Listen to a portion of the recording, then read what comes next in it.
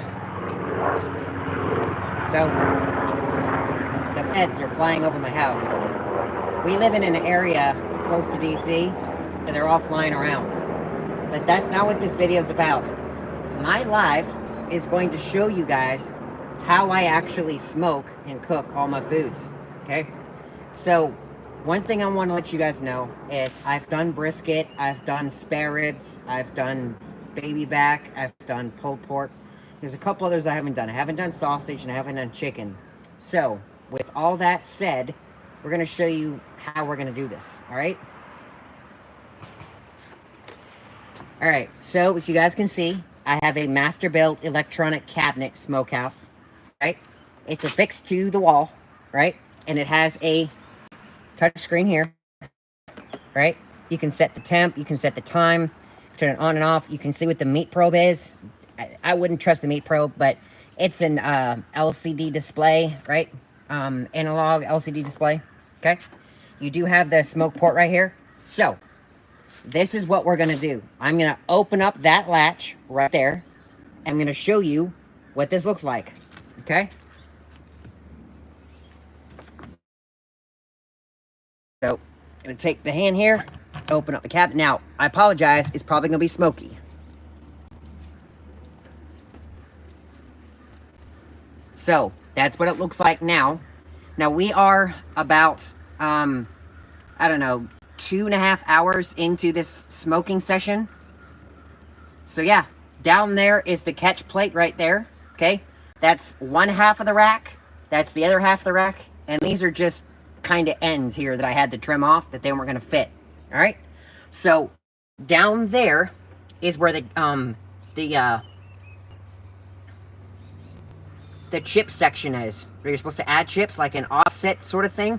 So we're going to add more right now. Now, I'm going to show you how to do that. So one thing that this is, it's a double locking mechanism.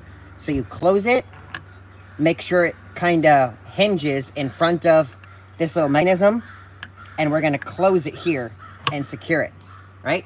So now it's latched and locked. Okay. Now, down here is the smoke port. Okay, it says wood tray, it says turn that way, right? Turn that way, okay? So, I'm gonna turn it, and as you can see, there's a catch tray. And then when you stick it in, you turn it around. Now, I can't pull it because it's locked. But if I turn it once more, 180, I can pull it out, okay? So, what we're gonna do is we're going to add more chips into here, okay? Now, I have a bag of hickory, all right? Now, I'm going to use about 1/4 to about 3/4 of this. This is Weber's wood chips, but this is apple, all right? So, what I'm going to do is I'm going to take this. I'm going to add some more, okay? I'm going to stop there. Now, I still have some more room, and that's for the hickory. I'm going to take the hickory, add the hickory in there. Some spilled out, that's okay. We'll just take this. Be careful because this is hot, okay? All right, now, I'm gonna take this. Happy birthday there, buddy. I'm gonna send you some, all right? So, because of the direction, I'm supposed to turn right. Now you're gonna hear it go da-gunk. Ready? Here we go. You hear that? And then, turn it once more, so that if I need to, I can just pull it out, okay? But we're going to leave it in there for now. All right? And then I'm going to take this and leave this kind of open, but sort of closed, all right? So as you can tell, right now it's about 2:30 and got about 4 hours and 6 minutes left. Okay? 4 hours and 5 minutes left. Now, I set this at 250. Eventually, we're going to check the meat there, right? So, good cuts for yourself. And then what you're going to end up doing is you're going to basically prepping it up. Now, if you have spares, I suggest you get a cleaver, okay? Why? Because spares have bones that go from the side to the side, and then they have bones that go from the top to the bottom. Now, what do I mean by that? Let me show you on an index card. okay?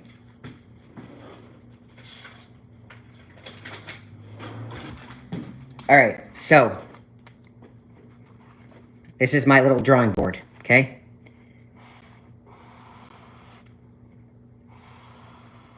Okay. Now, it looks like the state of Vermont when you get a rack of ribs, okay? Because they're going from the bigger bone to the smaller bone, okay? That's just how they're cut, right? And if you look at your bones on an animal, they have a big belly and a smaller butt. So it goes from the front, big bone, back to the butt, smaller bone. You with me? Okay. Kind of like human anatomy, like 0.5, right? So you're going to notice that on the rack of ribs, you're going to have a bone stick out here, here, here, here. Guys, I know this is stuff you already know, but what I'm trying to tell you is that spares, okay, also have a very strong, okay, ligament that runs on the side, okay?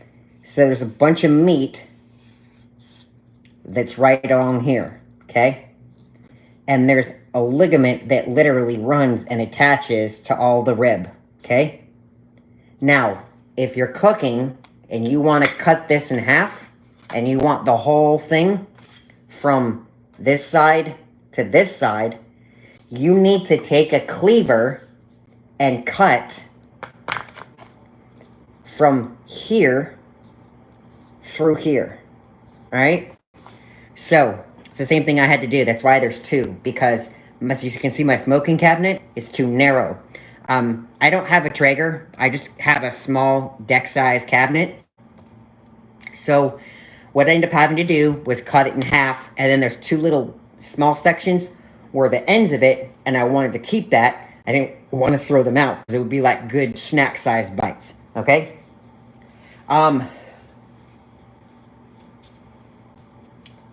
After we accomplished that task, I ended up actually putting it on a cookie sheet, and I did some aluminum foil. You don't need a whole big cookie sheet, just a regular size cookie sheet. What you're going to do is you're going to line this with aluminum foil, okay? It just helps you with the cleanup, and it also prevents cross-contamination with the actual surface of this itself, okay?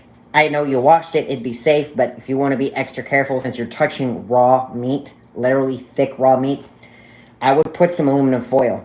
And also, when you do that, you're going to be using spices and meat juice, and the meat juice is going to take the spices and stick it to the surface. Now, if you use aluminum foil, it'll just stick to aluminum foil, and you can take all this and clean up of this, will be a breeze. Okay, so that's why I recommend you do aluminum foil. It doesn't have to be completely lined, but just lined enough so you have a workable space, okay? Then what you're going to do is you're going to take the rack, and you're going to place it on here, and you're going to take some rub, okay? Now, rub is also synonymous with the word seasoning, but people in the barbecue industry, in the barbecue community, we don't call it spices. We call it a rub, because usually people with a rub will generously not rub it in like you're doing a massage, but just kind of like smooth it and maneuver it and basically rub it on. That's why it's called a rub, okay? You can, however, add your own spices, okay? Now, I used some of this McCormick Sunshine mix. Now, this is all-purpose seasoning. What is this? It's garlic, ginger, pineapple, and mango. Now, you'd be like, what the front door? Hear me out, okay? I'm also adding Sweet and Smoky Rub by McCormick Grill Mates, okay? This has chipotle peppers, cinnamon, garlic, and onion, okay? That's not it. Disclaimer, this is not produced, this is not sponsored, I'm not getting paid to do this. But I use this stuff liberally and religiously. Like religiously, okay? We found a guy on YouTube, his name is Meat Church, Okay, that's his YouTube channel. All right. Now he has a bunch of rubs that we use. My favorite is Honey Hog Barbecue. Okay. Now,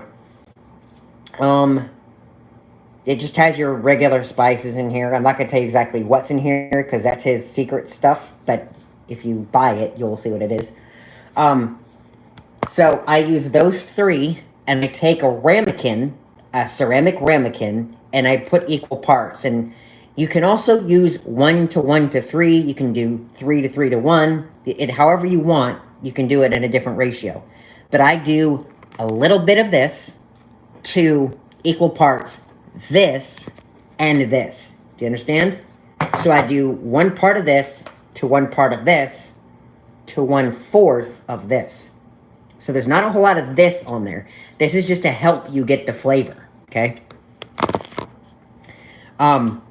So basically the reason you have the aluminum foil on your tray is so when you sprinkle this stuff, because you're going to sprinkle it liberally. I mean, you're going to basically kind of cover it like you would sprinkles, right, on ice cream. Just have fun with it, right? So you're going to sprinkle it like this in your hands, or you can take the ramekin, turn it on its side, and shh, like this. And then you're going to take your hands. Now, hold that thought. I suggest you go get yourself a pair of these, okay? You can actually get them in black. You can get them in clear. You can get them blue, purple, pink, whatever you want, okay? Doesn't necessarily have to be vinyl. Doesn't necessarily have to be latex. Doesn't have to be nitrile. But I don't suggest you use latex because people have latex allergies. And so if it comes in contact, they can have a reaction. So I suggest you try vinyl or nitrile. Nitrile is the vinyl version of latex. You guys understand that? So nitrile is kind of like the plastic version of rubber, whereas this is just a plastic material, okay? So, yeah, so I would glove up at this part and then take your hand and basically take the rack and put it on the thing. Because remember, raw meat, you don't want to touch it with your hands too much. You can also wash it if that's what you want, but don't come at me saying you got sick, right? I'm giving you an extra step so it doesn't happen to you, okay? So you glove up and take your seasoning, you take your rub, whatever, and you're going to gently sprinkle it on. Now, this is why you're gloved. You're going to take your hands and massage it in there. Don't massage it like it's sandpaper. Gently massage it. Get it all over, coated, all that good stuff, okay? Now, once you do that, it's going to take you about a good 20, 25 minutes if you do it right, okay? Now, you're going to take your tray with your aluminum foil. This is why I think it's imperative. You're going to take this, put it in the fridge, okay? Not in the freezer, put it in the fridge. Put it in the fridge for hours. Now, when I mean hours, my best advice to you, prepare it the night before, okay? Around 6 or 7 o'clock. Do that. Put it in the fridge. 12 hours later, should be 7 o'clock, okay? Just about when you're ready to walk out. Go take this, take the racks, put them in a smoking cabinet. Why? Because you got 12 hours of it being seasoned and it being coated. What you're doing is giving time for the rub and the seasoning to infuse in the meat, the collagen, okay? And that's why you want to take a long time, and that's why the smoking cabinet's going to take a while, because it's going to break down the collagen and all that stuff. Now, stay tuned later, because I'm going to show you what it looks like in a few hours when I got to pull it all out and actually start to try to maneuver it and move it around. I'm not going to add any sauce or anything, because this will not need it. If you use these seasonings, trust me, you won't want some sauce. They'll be good on their own. But if you want it to be wet and saucy, you can add whatever sauce you want at the end. But at this point, they're in the smoking cabinet. They're smoking. I'm not going to touch them, okay? Don't peek. That's the trick. Don't peek. The only time you peek is by adding your chips, okay? Or, if you want, you can spritz it with some liquid solution to keep it moist. Me, I don't need to. There's no point in it, okay? So, yeah. That's it for this episode, guys.